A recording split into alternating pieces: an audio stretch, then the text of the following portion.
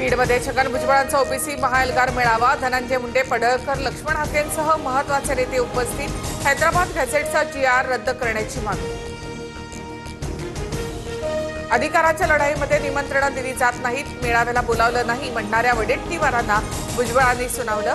तर स्टेजवरील डिजिटल बॅनरवरून पंकजा मुंडेंचा फोटो वगळल्यावरून देखील भाष्य। बीड म्हणजे तुमच्या बापाची जहांगीरी आहे का? लक्ष्मण हाकेंचा जरांगेंना सवाल। तर जरांगे लहरी मोहम्मद सकाळी भुजबळांवर तर संध्याकाळी फडणवीसांवर हाकेंची टीका। देवेंद्र फडणवीसांनी मराठवाड्यातील मराठ्यांची मनं जिंकली, त्यांनी गोरगरीब मराठ्यांचे आशीर्वाद घ्यायचं ठरवलंय। मनोज जरांगेंकडून मुख्यमंत्र्यांचं कौतुक। राज्यभरात शरद पवारांच्या पक्षाकडून काळी दिवाळी साजरी। राज्य सरकारकडून शेतकऱ्यांसाठी तोकडी रक्कम। आम्ही शेतकऱ्यांच्या दुःखात सहभागी, शरद पवारांची माहिती। सरकारनं शेतकऱ्यांवर काळी दिवाळी साजरी करण्याची वेळ आणली। शेतकऱ्यांनी 1 तास दिवे बंद करून सरकारचा निषेध करावा, वडेट्टीवारांचं आवाहन। दिवाळीच्या आधी शेतकऱ्यांना मदत देण्यास सुरुवात। राज्य सरकारकडून काही जिल्ह्यांमध्ये 480 कोटी रुपये वाटपास मंजुरी। उद्धव ठाकरेंच्या हस्ते थोड्याच वेळामध्ये शिवाजी पार्क दीपोत्सव कार्यक्रमाचं उद्घाटन। दिवाळीच्या निमित्तानं दोन्ही ठाकरे बंधू पुन्हा एकत्र।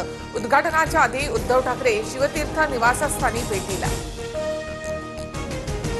पुण्यामध्ये जैन बोर्डिंग बचाव कृती समितीचा जागेच्या विक्री विरोधामध्ये मोर्चा। जैन बांधवांचा हजारोंच्या संख्येने जैन बोर्डिंग ते जिल्हाधिकारी कार्यालय इथपर्यंत मोर्चा।